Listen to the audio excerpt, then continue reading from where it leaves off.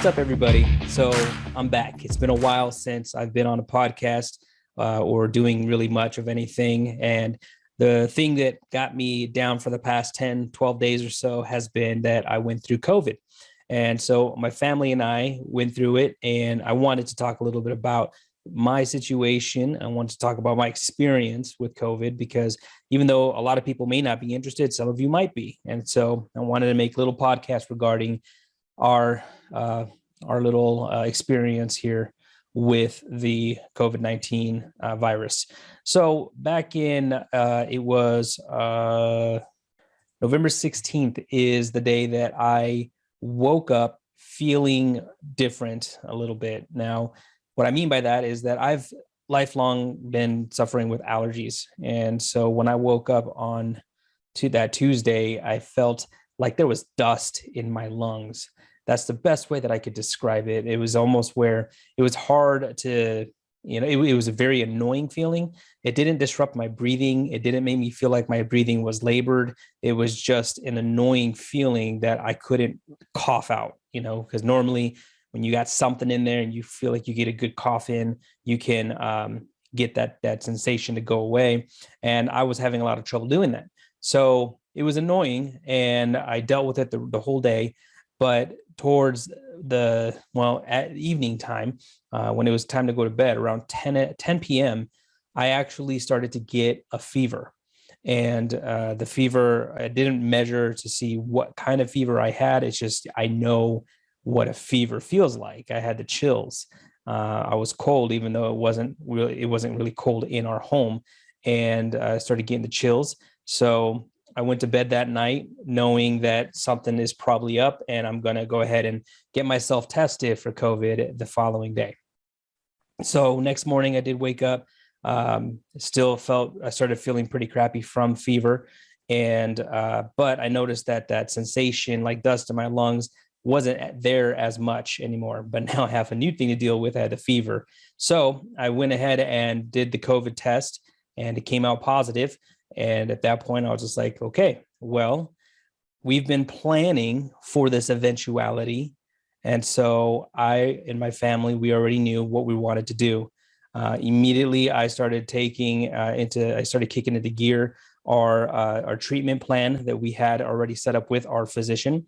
Because as I said, since the beginning of the year, we had been taking a full array of supplements, and we were trying to make our bodies as healthy as possible, especially with me traveling throughout the year, going and meeting with thousands of agents at a time. So I wanted just to make sure that if I'm going to put myself into those situations, I'm still going to practice really good hygiene. I'm still going to pay attention. Unfortunately, I hadn't gotten sick in all the different events that I'd gone to this year, but again, we wanted to make sure that we were taking the right vitamin regimen to help give our bodies the best chance at fighting COVID once we were to get it, because we knew it was coming. So when I got that positive diagnosis, that's when we kicked our whole I guess regimen into action. I knew that I wanted to do ivermectin as part of my treatment. I knew that I wanted to also get monoclonal antibodies as part of my treatment. These are all things that we already, again, had people that we wanted to talk to about getting in to have the treatments done. So that's exactly what happened, and that's exactly how we executed. And I remember, so Wednesday was when I got the positive diagnosis. And then Friday is when I was able to get in to get the monoclonal antibody treatments. Do I wish I got in a little earlier? Yeah, I wish I could have done it same day. I should have tried. I possibly could have done it same day had I tried, but I didn't. I think I was being a little stubborn on that part, but here we go. So Friday I go in and I have to go to the ER to get it administered. There are some places that'll come to your home and do it, but I couldn't find anybody that would do it within, it was going to probably be like up to 10 days later that they would have been able to come by. So I said, I'll go to the ER. We went early. We have a really close nurse friend that she told us good to go into her ER. And she told us the best time to go in so that I had, less waiting in the waiting room and stuff. So it was, 6 a.m. we got up and headed out there. We got there around 7:30. And I got into a room fairly quickly, got the treatment done, but the whole process ended up taking about 5.5, almost 6 hours. So I was still in an ER, but I was in a private room and getting treatment. But I wasn't feeling that bad. I had taken at that before I went to the ER. I had taken a fever reducer, the Advil fever reducer, and that so that helped me to stay comfortable while I was over at the ER. But towards the end, I did start feeling a little cruddier because it started wearing off.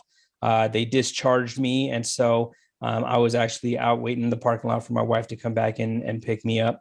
And so I got home, and once I got there, I mean, I had been under observation for about an hour to make sure that I didn't have any adverse reactions to the monoclonal antibodies. And so here I am now. I'm at home, and I'm starting to feel a little worse for the wear. My eyes start feeling like they're kind of burning. My skin feels a little hotter. But the funny thing is, I didn't have chills. Like I wasn't having fever chills, but instead I just felt like I was getting real hot. So at the same time, though, my wife went in right after me to go get her monoclonal antibodies. And so I had to wait 5 hours for her to do her thing. And so, I came home, I took a nap, I got up, I took some more of my fever reducer, headed back out to pick her up. It's about a 35-minute drive. So we went and picked her up, my son and I. And at this point, my son and my wife actually, that on that Friday, they had just also been marked positive for COVID as well. So now all three of us have it. And, here we are I'm thinking, man, I hope that, some of us have it lighter than others, because I'm getting hit decently hard, more because of the fever. Not so much. I had a cough as well, but it wasn't an extremely bad cough. But the fever and the exhaustion probably is what was the worst part of the COVID experience for me. My wife actually had fever only for a couple of days. I had it for about 6 or 7 days. My son had it for about 7, 8 days. And so, the fever was probably the harshest part to us. But when you compare it to other people and what I've seen other stories, I would say that we did, fortunately, thank you God, we had mild cases of COVID. Because even though it still lasted about 9 to 10 days for each of us, it's still overall it was very manageable in my opinion. I only had a couple of bad days where, because the fever got real bad, it was actually the day that I took the monoclonal antibodies as well. I think my body having to get used to that, there was some kind of reaction where I was just getting very hot, and so I had to just get some ice packs on my head for about an hour or so to try to cool me back down. And the sleep was real rough that night too. So outside of that, I mean, I really feel blessed that, the experience that we had wasn't one that obviously landed us in the hospital or anything like that. We were able to manage it at home. A lot of Uber Eats getting dropped off. Family who would come and bring us soup, some caldo de res and some pozole and stuff like that. That was very helpful. And so we now at this point are past it. And, this is my first day back to work, hitting it hard, because it truly was, like I said, the one thing that did hit hard was the exhaustion and the fever. And so the fever kept me from, and the exhaustion kept me from wanting to even look at my phone. So I would go the entire day without touching my phone. And then I check in for maybe about 5 minutes and then put it back down. It was good. It was good to kind of unwind from that and try to really truly rest. But now I'm ready to get back at it, and I'm excited to get back to work, because sitting on your butt for that long and watching shows, we are really fortunate to live in a time when we have so many options when it comes to what we can view. It really helped with entertaining and keeping us busy, keeping our minds busy, so that we didn't sit there and just focus on how cruddy we feel. But I am real thankful for just the time that we live in, the treatments that we have now. I do believe that the reasons, that we had a more mild case is not that it was a different strain from other people. I think it was just that we were prepared we had already been supplementing quite a bit with or with the vitamin supplementation.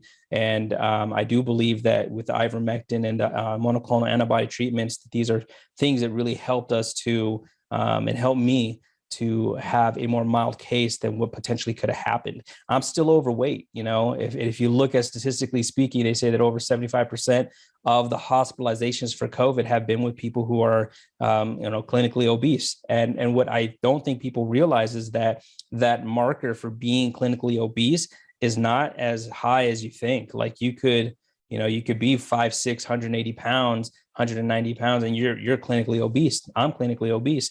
And so part of what I want to do moving forward right now after this experience is, I really feel like had I been in better shape, had I been if my body fat percentage was lower, I could have had it probably an even milder case than what I went through. My wife's case was pretty mild. She was able to actually take care of me really, really well.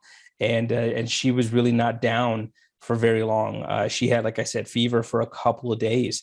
And the rest of the time she was able to attend to my son and myself, who had the fever for longer.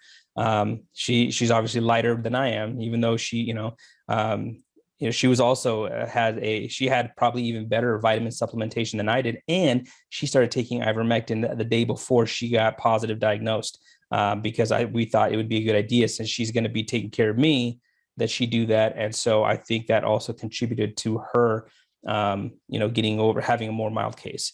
So with all that being said, listen, we've always taken it seriously. We've never been the kind to say, hey, this is just, this is a joke. No, not at all. We've always taken it seriously. That's why our hygiene has always been, always on top of our game with our hygiene, washing our hands. If we go out to the restaurants, paying attention, again, we can only do so much. And as I mentioned, we went quite a long time. We know now that COVID's been around since in America, even since January, since December of 2019, January 2020. So, we damn near went 2 years without catching it. And actually went 2 years without catching anything, because we were just a lot more cognizant of our health and our hygiene and our supplementation and all that good stuff. So we're going to obviously continue down that path, and we're not going to sit here and say that we're afraid of it. We just, like I said, we knew it was coming, and we knew that once we caught it, we're going to just deal with it head on.